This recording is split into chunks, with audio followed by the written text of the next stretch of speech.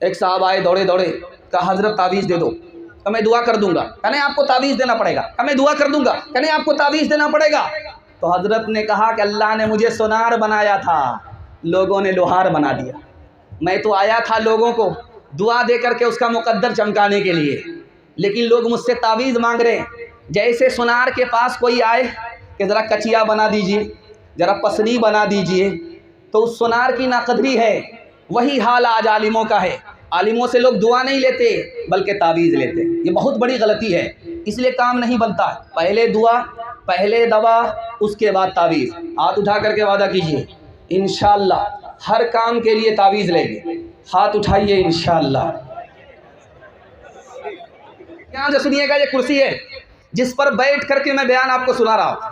एक ज़माना था इसी हिंदुस्तान में, शाहजहां इसी कुर्सी पर बैठ करके हुकूमत किया, लेकिन वो कुर्सी लकड़ी की कुर्सी नहीं थी जिस पर बैठ करके मैं आपको तकरीर सुना रहा हूँ। वो कुर्सी किसकी थी? सोने की कुर्सी थी। उसमें मोर परिंदा था, उसकी आँख में कोहे-नूर था। इतना कीमती था कि उस ज़माने में 9.5 करोड़ की कुर्सी थी।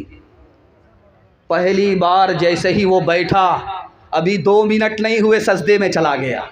अल्लाह से कहता है मेरे परवरदिगार, फिरौन लकड़ी की कुर्सी पर बैठा, सर उठाया, तकब्बुर किया, मैं सोने की कुर्सी पर बैठ करके सजदे में चला गया।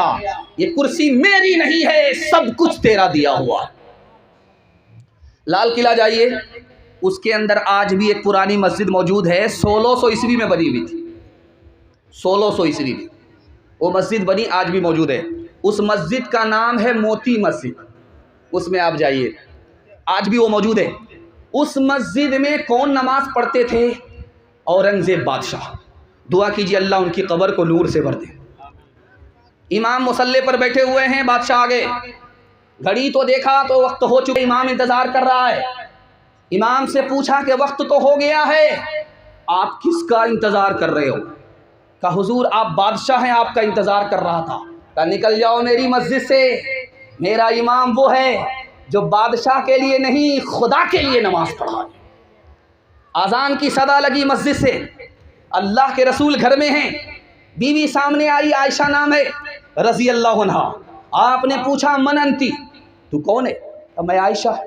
कहा तू कौन आयशा? कहा अबू बकर की बेटी। कहा कौन अबू बकर? कहा अबू कहाफा के बेटे। कहा कौन अबू कहाफा? डर के मारे भाग गए। बाद में आकर के पूछा या रसूल अल्लाह, मैं आपकी बीवी, आपने मुझे नहीं पहचाना? यारे गार अबू बकर को आपने नहीं पहचाना? अबू बकर के अब्बा अबू कहाफा को नहीं पहचाना? अल्लाह के रसूल का जुमला सुनिए, अरे आयशा, जब आज़ान की सदा लगती है तो मैं सिर्फ और सिर्फ अपने खुदा को पहचानता हूँ, किसी को नहीं पहचानता। तो हराम कमाएंगे, आपका कदम हराम की तरफ जाएगा, चाहे आप उठाएं या ना उठाएं, उधर ही जाएगा। हराम अगर आप कमाएंगे, आपको पैसा तो मिलेगा लेकिन सुकून नहीं मिलेगा। हराम कमाएंगे, दुनिया का कोई भी बड़ा काम करना चाहेंगे, वो होते होते रुक जाएगा, काम बनते बनते बिगड़ जाएगा। और एक बात हाथ जोड़ करके मैं आपसे कहता हूँ, सूद का कोई कारोबार मत कीजिए, सूद मत कमाइए, सूद मत खाइए। जानते हैं 40 साल में आपका ऐसा बेड़ा गर्क होगा कि आप उठ करके सबल नहीं पाएंगे। और सूद का पैसा हलाक होगा ही, लेकिन सूद का पैसा जो आपने अपने घर में लगाया दूसरे पैसे के साथ, वो भी बर्बाद हो जाएगा। जुआ खेलने पर इस्लाम ने मना क्यों किया? जुआ खेलने को गुनाह क्यों कहा? दिखाने के लिए जा रहा हूँ। जब आदमी जुआ खेलता है तो एक का फ़ायदा होता है, 10 का नुकसान होता है। इंसान और मुसलमान वो हो ही नहीं सकता जो दूसरे का नुकसान करे, अपना फ़ायदा करे। इसी तरह शादी का मौका है, बाप बोल रहा है बेटा खामोश है, हमको कुछ नहीं चाहिए, गाड़ी दे दीजिएगा, आप ही का दामाद आएगा जाएगा, हमको कुछ नहीं चाहिए, डबल डबल सामान दीजिए, आप ही का दामाद आराम करेगा, आप ही की बेटी आराम करेगी। ये जो जोड़ा मिला, ये जो सामान मिला, ये जो नकद मिला, ये भी हराम है। बेटी वाला दबाव में देता है, मुकम्मल खुशी से नहीं देता। आप जान रहे हैं, अगर आपने रोला करके लिया है आपको खुद रोना पड़ेगा, आपने 1 गुना लिया है आपको 10 गुना देना पड़ेगा। और इस तरह से जानते हैं बेटी पर 5-5 जुल्म लोग ढा रहे हैं। अभी आपने एक शायर से सुना कि 4 लाख लड़की गैर के साथ भाग गई। क्यों भागी ये राज आपको बता रहा हूँ। जब बेटी पैदा होती है तो आप मिठाई नहीं बांटते, जब बेटा पैदा होता है तो आप मिठाई बांटते। जब बेटी पैदा होती है तो आप उसको दूसरे का धन समझते हैं, जब बेटा पैदा होता है तो उसको अपना धन समझते हैं। जब बेटी पैदा होती है उसको तालीम आप नहीं दिलाते, चूल्हे पर रखते हैं। जब बेटा पैदा होता है तो उसको दिल्ली से लेकर के पंजाब तक आप तालीम दिलाते हैं। और जब बेटा पैदा होता है आप हज पर जाते हैं तो सारी ज़मीन सारी जायदाद बेटा को लिख करके जाते हैं, बेटी को कंगाल करते हैं। और जब समाज बेटी से शादी करता है इससे पहले डिमांड करता है, इसी डिमांड ने औरत से ईमान को भी छीन लिया, आबरू को भी छीन लिया। अब बताइए घाटे का सौदा है या नफ़े का सौदा है? हाथ जोड़ करके मैं आपसे कहता हूँ, आप दुनिया पर मेहरबान होंगे, खजाने गैब से दे करके अल्लाह पर मेहरबान होगा। हाथ उठा करके वादा कीजिए, किसी बेटा की शादी लेन देन से नहीं करेंगे, सुन्नत के मुताबिक करेंगे। हाथ उठाइए इंशाअल्लाह। बेटा पर करम, बेटी पर सितम करेंगे। हाथ उठाइए इंशाअल्लाह। औरत ने जन्म दिया मर्दों को, मर्दों ने उसे बाजार दिया। जब जी चाहा मसला कुचला, जब जी चाहा धुतकार दिया। मर्दों के लिए हर जुल्म रवा, औरत के लिए जीना भी सजा।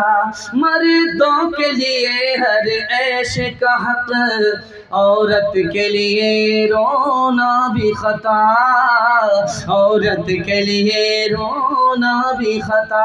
मर्दों के लिए लाखों सीजे, औरत के लिए बस एक चिता। औरत ने जन्म दिया मर्दों को, मर्दों ने उसे बाजार दिया। देखिए बहुत बड़े मुकर्रिर आपके बीच आ चुके हैं। काले कपड़े पर मत जाइए, बहुत बड़ा जादू है।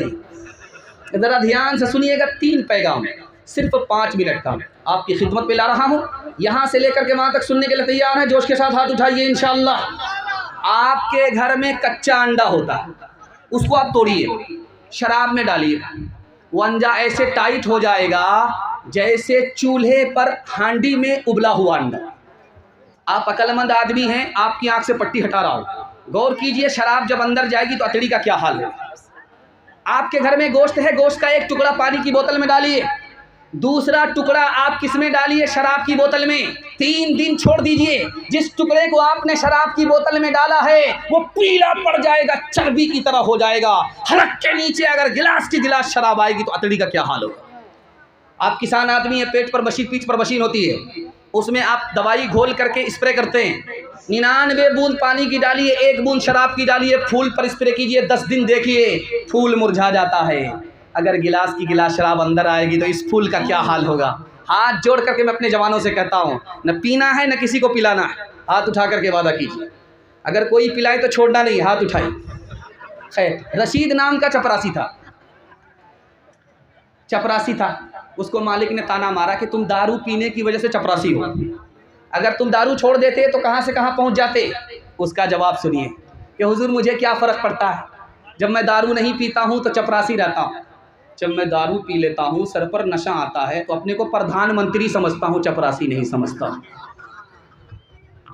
जो अक्ल खरीदी की है खोटी इसने, अच्छे अच्छों से छीनी है रोटी इसने। मस्तों पे शराफा का है मस्ती लाई, पतलून को कर दिया लंगोटी इसने, पतलून को कर दिया।